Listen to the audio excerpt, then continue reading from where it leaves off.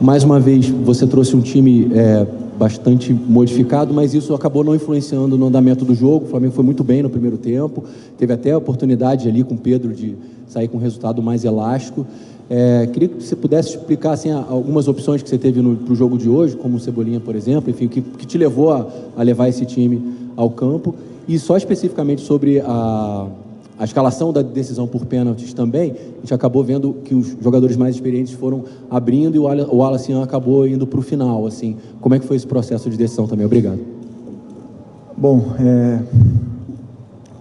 a decisão pela equipe titular passou primeiro alguns jogadores não viajaram, né? Bruno Henrique e Luiz Araújo não tinham condições de jogo, foram barrados.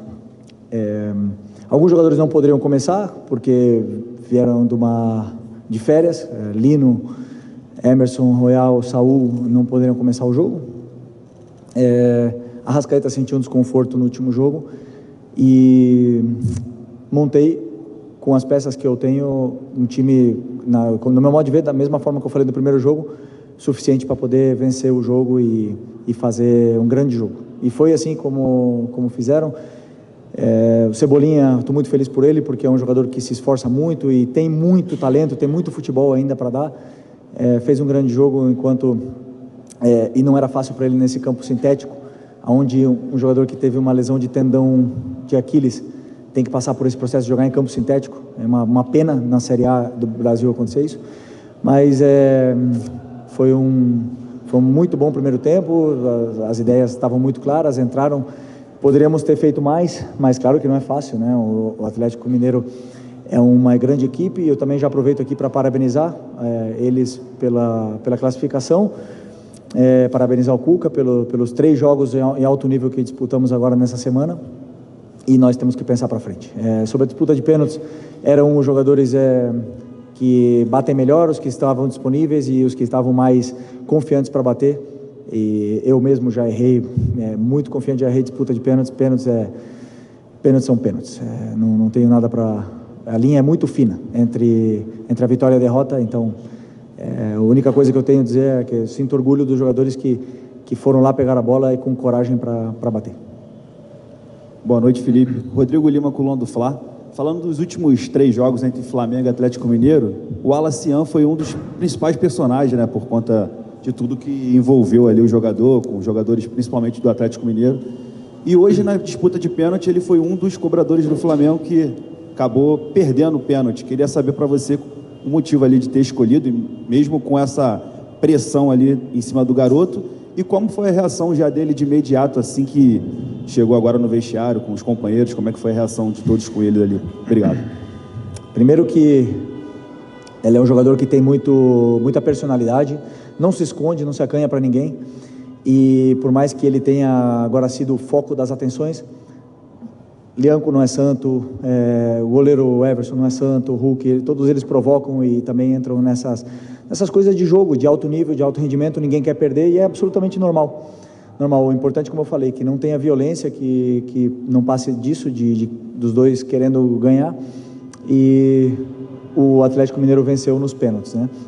O Wallace fez uma grande partida, fez tudo o que estava no plano de jogo, incomodou muito a defesa, criou muito espaço, gerou chances e tem personalidade para ir bater o pênalti com 19, 20 anos. Então isso demonstra a personalidade que ele tem e o futuro que ele tem pela frente.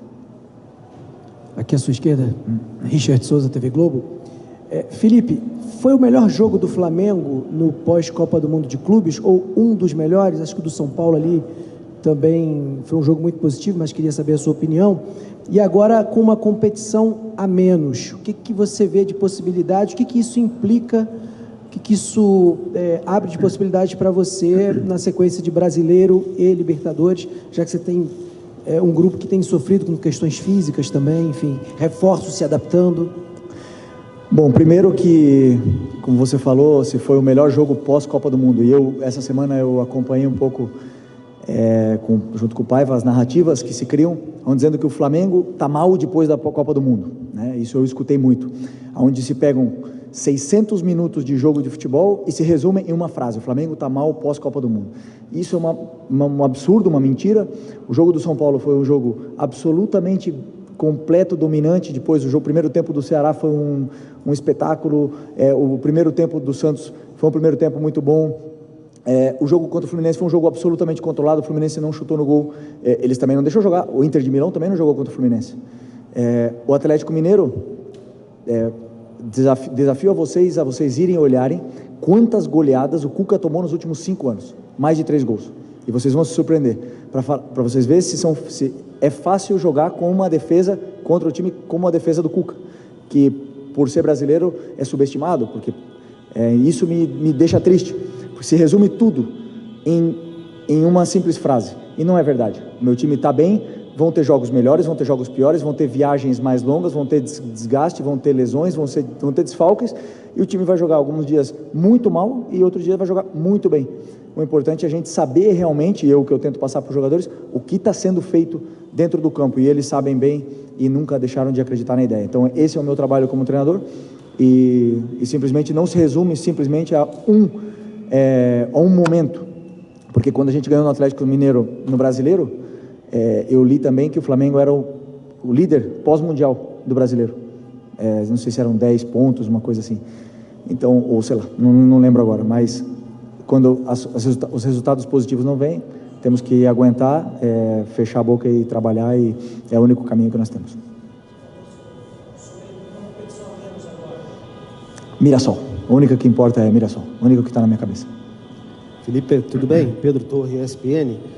Queria te perguntar até que ponto o jogo ser num gramado sintético impactou nas tuas escolhas, na escalação, porque, não sei se você concorda, me parece que os jogadores recém-chegados da Europa, especialmente ali o Saúl e o Lino, talvez tenham sentido isso, não renderam o esperado, parecia ter até uma certa dificuldade, e a saída do Plata também, a modificação... Eu não estou escutando, pode ir mais perto. Oi. Isso, agora sim. Desculpa, vou repetir inteiramente.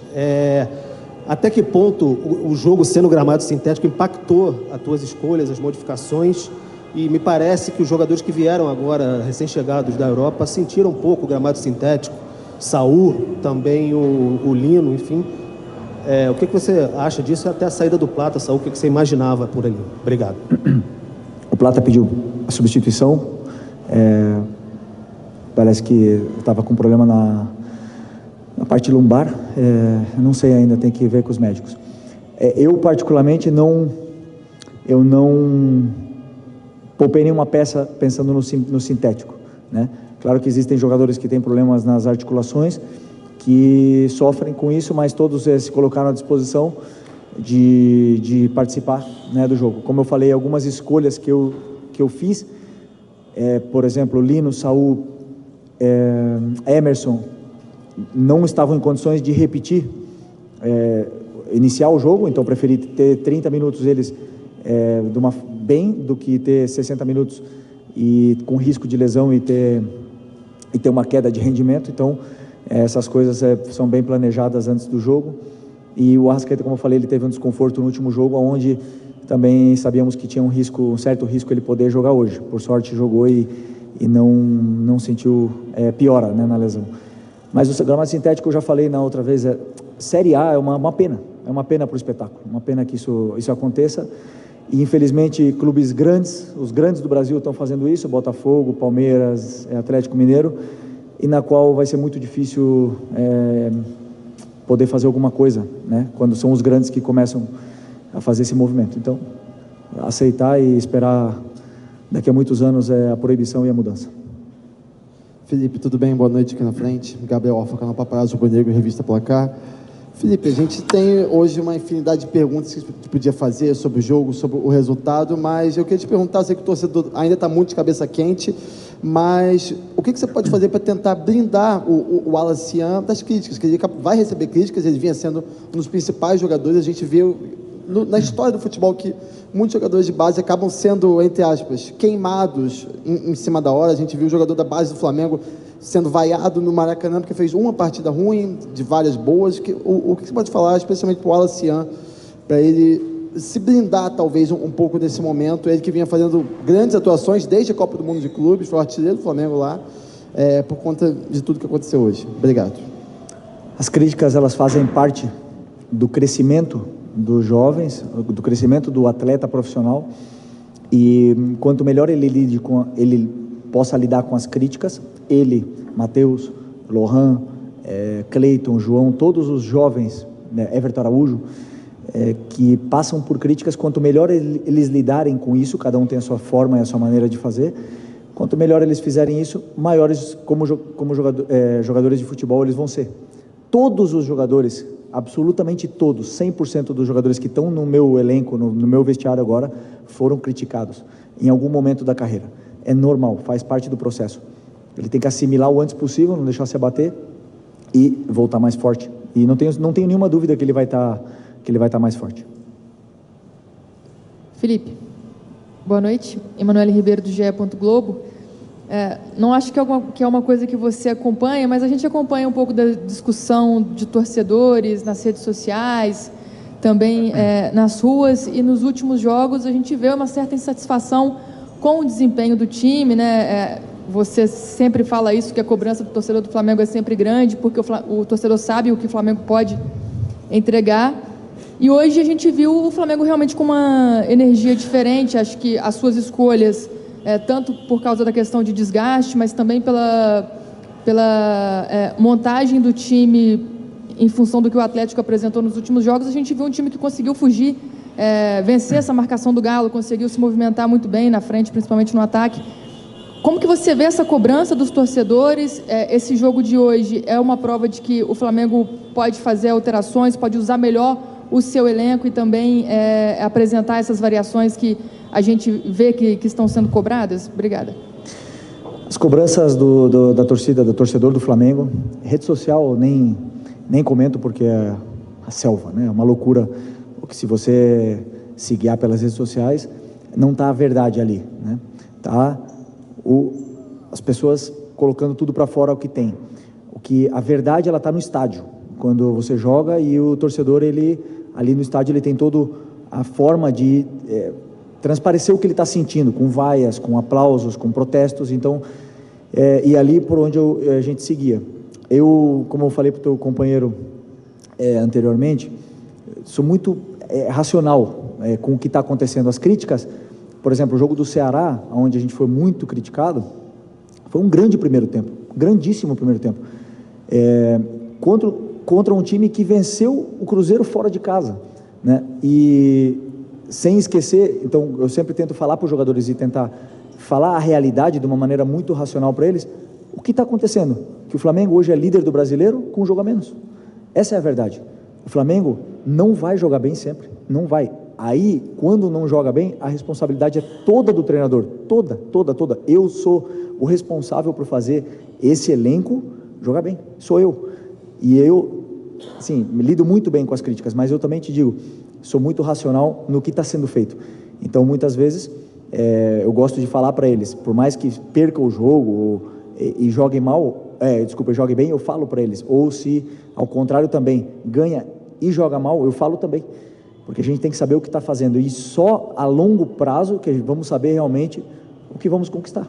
Temos aí 6 meses ainda e não podemos deixar uma onda levar nós para baixo do mar. Então nós temos que tentar sempre botar a cabeça no lugar, saber o que está sendo feito, como a gente está dominando os jogos, se a gente está defendendo bem, está atacando bem, está criando chances, não está sendo, a nossa fase defensiva está boa, está ruim, e com isso a gente seguia para tentar vencer os jogos e continuar evoluindo dentro da competição, que é muito larga, ainda faltam muitos jogos.